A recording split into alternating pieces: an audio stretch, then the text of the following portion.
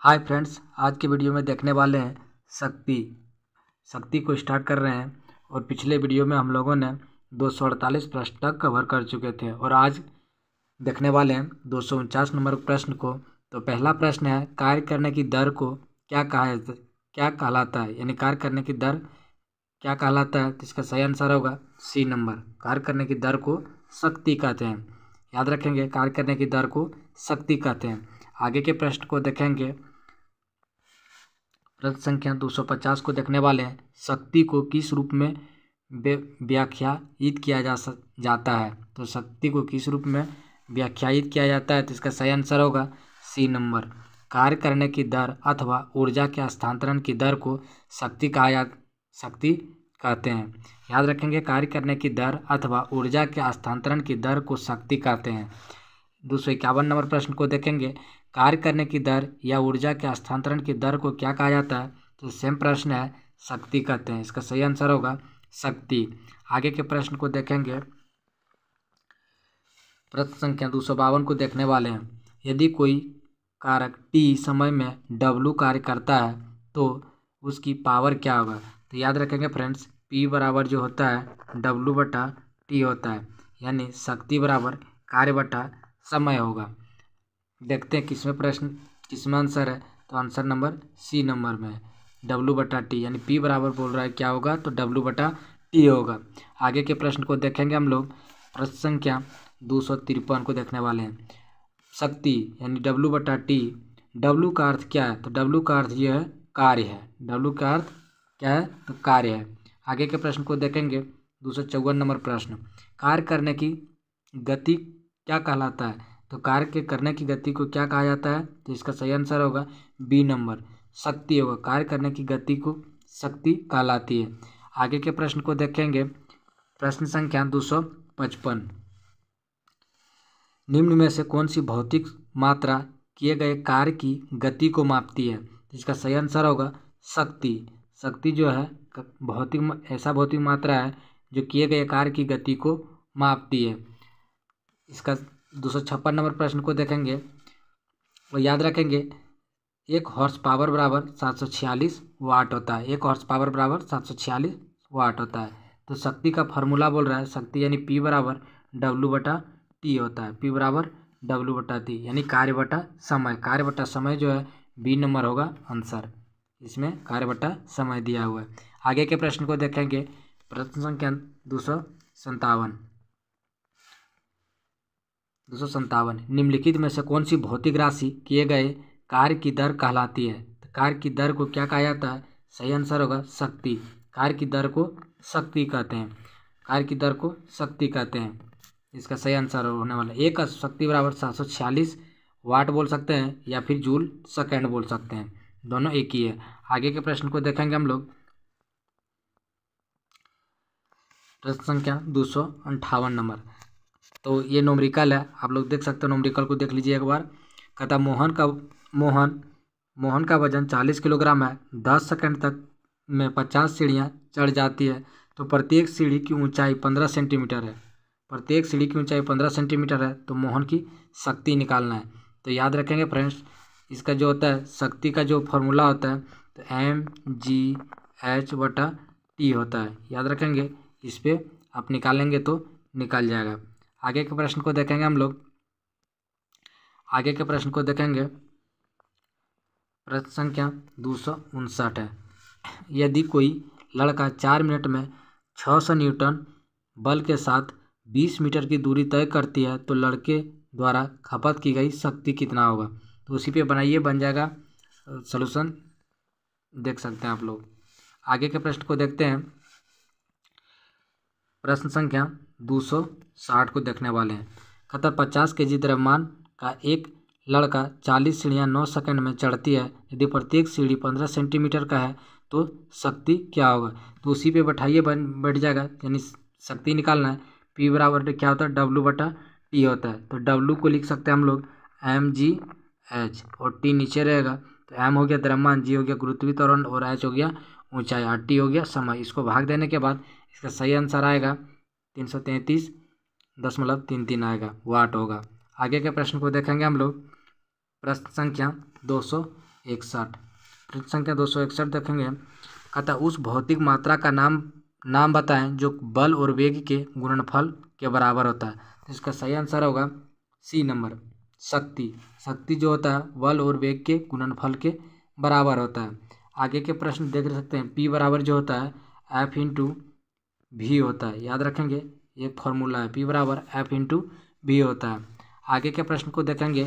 प्रश्न संख्या 262 कहता है 40 किलोग्राम भार वाली लड़की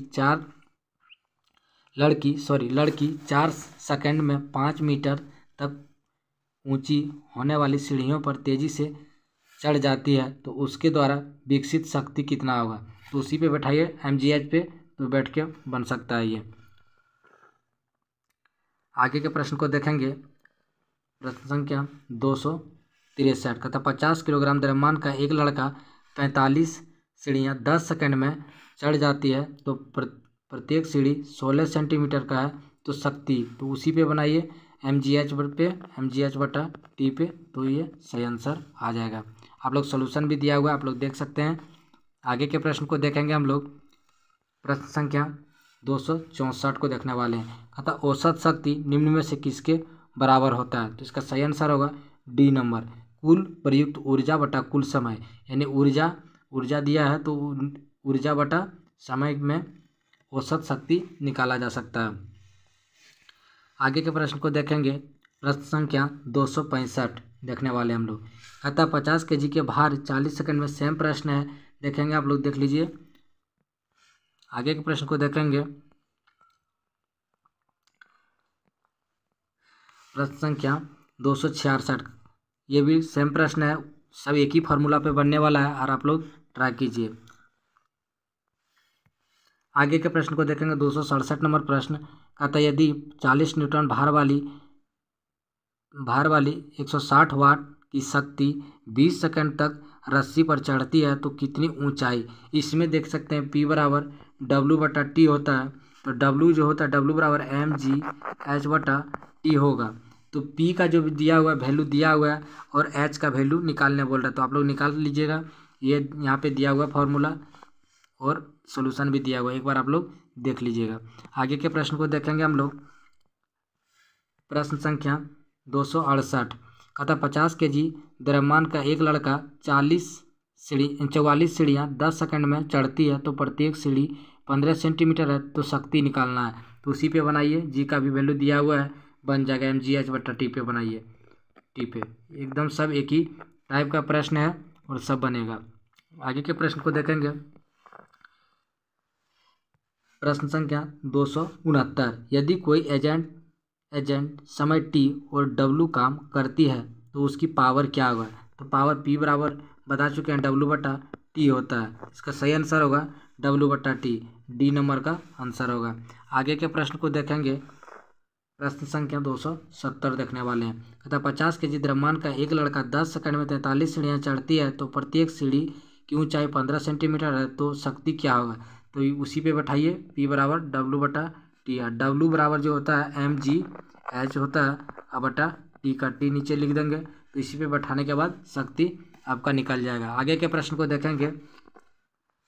प्रश्न संख्या 271 देखने वाला। कहता एक अधिक शक्तिशाली इंजन एक कम शक्तिशाली में से अधिक कार्य कर सकता है।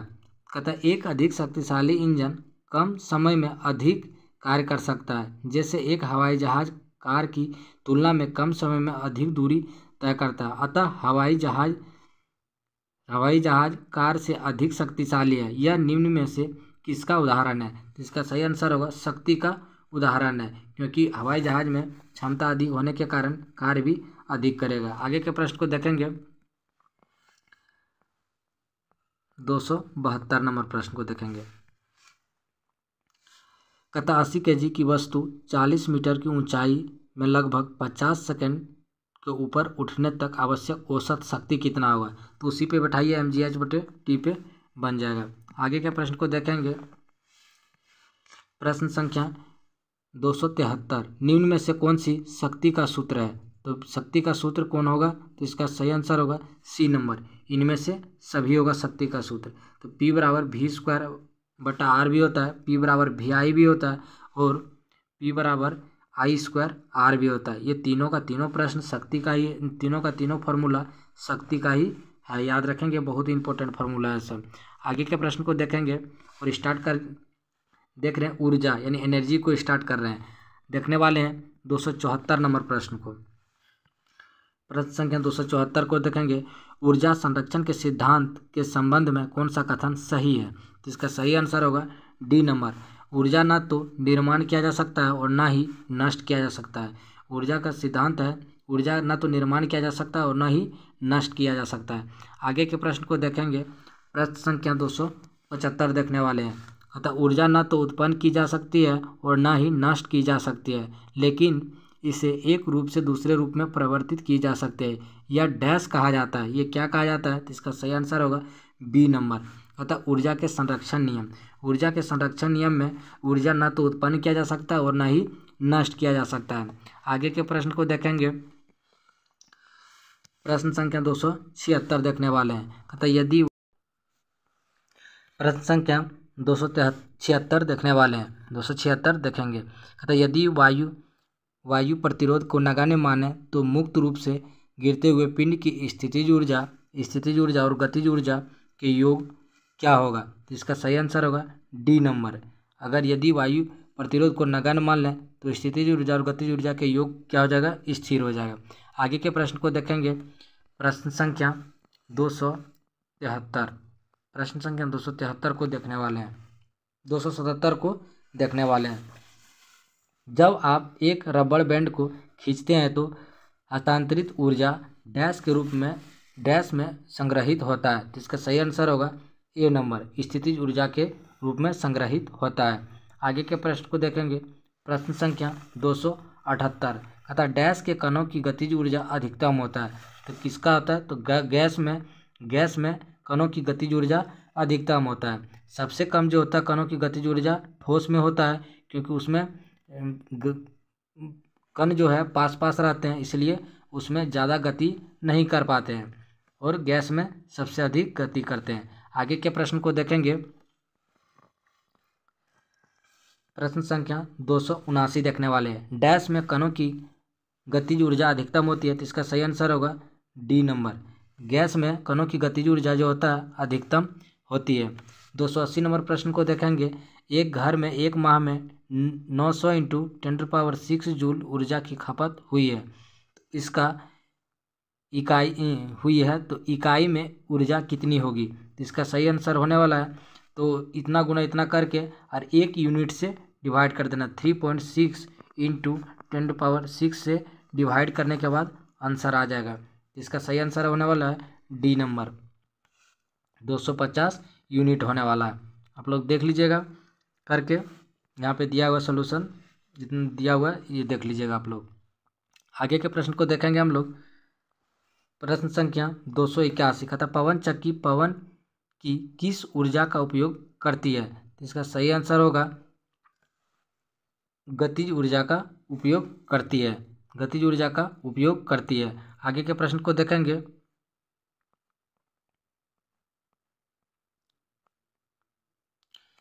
प्रश्न संख्या 282 को देखने वाले हैं। जब एक संपीड़न स्प्रिंग को छोड़ा जाता है तो यह अपनी स्थितिज ऊर्जा को डैश में बदल जाता है। तो इसका सही आंसर होगा स्थितिज ऊर्जा को गतिज ऊर्जा में बदल जाता है। आगे के प्रश्न को देखेंगे, और गतिज ऊर्जा का जो फार्मूला होता है 12 mv² होता है। गतिज ऊर्जा का फार्मूला 12 mv² होता है। आगे के प्रश्न को देखते हैं, प्रश्न संख्या 283 को देखते हैं। कहता है एक वस्तु की स्थितिज ऊर्जा में इसकी डैश के साथ वृद्धि होती है।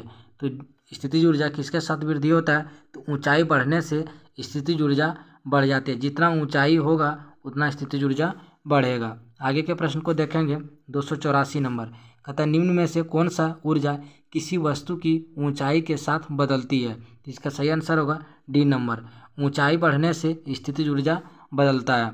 आगे के प्रश्न को देखेंगे, प्रश्न संख्या 285, किसी वस्तु द्वारा अपनी स्थिति या आकार लेने की वजह से लगने वाली ऊर्जा को डैश कहा जाता है। इसका सही आंसर होगा बी नंबर, स्थितिज ऊर्जा होगा। किसी वस्तु द्वारा अपनी स्थिति या आकार लेने की वजह से लगने वाली ऊर्जा को स्थितिज ऊर्जा कहते हैं।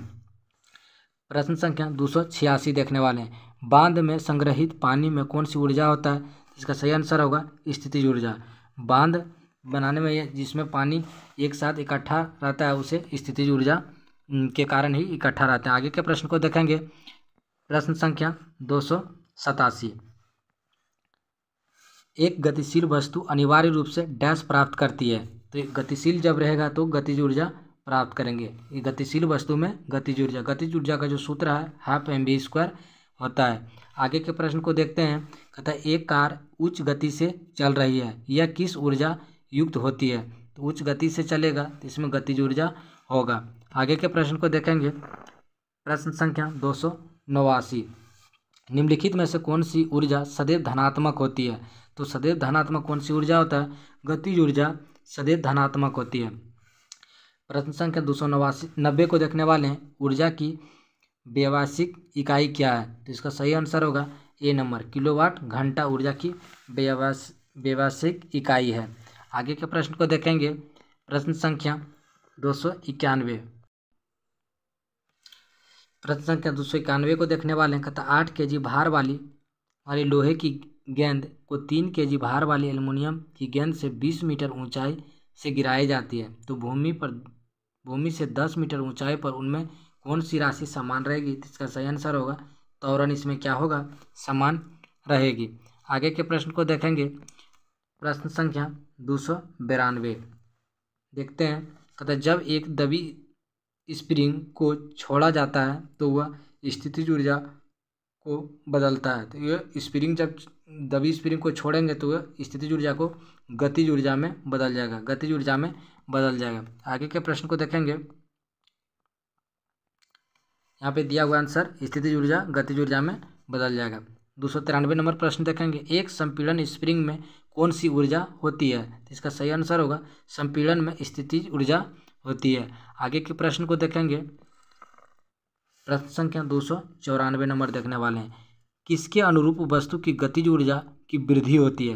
किसके अनुरूप में गतिज ऊर्जा वृद्धि होगा? तो इसका सही आंसर होगा डी नंबर, गति के अनुरूप जितना गति होगा गतिज ऊर्जा उतना वृद्धि होगा। आगे के प्रश्न को देखेंगे।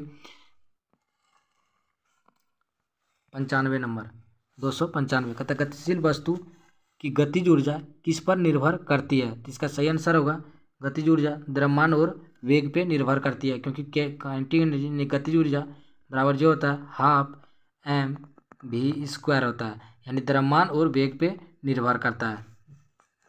आगे के प्रश्न को देखेंगे। 296 नंबर प्रश्न कहता किसी जलवायु गिरी में विद्युत ऊर्जा में परिवर्तन होने वाली ऊर्जा कौन सी है? तो इसका सही आंसर होगा गतिज ऊर्जा, गतिज ऊर्जा होगा इसका सही आंसर। आगे के प्रश्न को देखेंगे। प्रश्न संख्या 297 तथा निम्नलिखित में से उल्लेखनीय गतिविधियों में से किस स्थितिज ऊर्जा को गतिज ऊर्जा में परिवर्तित किया गया है? तो इसका सही आंसर होगा डी नंबर। कहता एक पेंडुलम का झूलना स्थितिज ऊर्जा को गतिज ऊर्जा में परिवर्तन किया गया है। आगे के प्रश्न को देखेंगे। प्रश्न संख्या 298 कहता यदि एक वस्तु संवेग को 3 गुना कर दिया जाए तो उसकी गतिज ऊर्जा क्या होगा? तो इसका सही आंसर होगा सी नंबर, मूल मान का 9 गुना हो जाएगी। यानी वस्तु के संवेग को 3 गुना कर दिया जाए तो गतिज ऊर्जा 9 गुना हो जाएगा। आगे के प्रश्न को देखेंगे।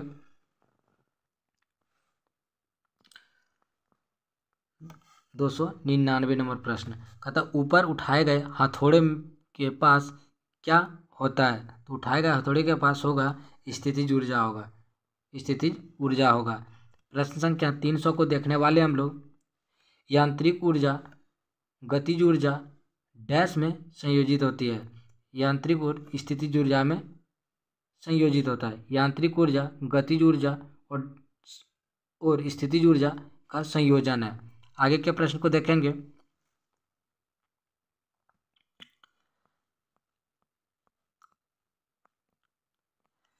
आज के वीडियो में यहीं तक देखते हैं और अगले वीडियो में देखेंगे 301 नंबर प्रश्न से स्टार्ट करेंगे।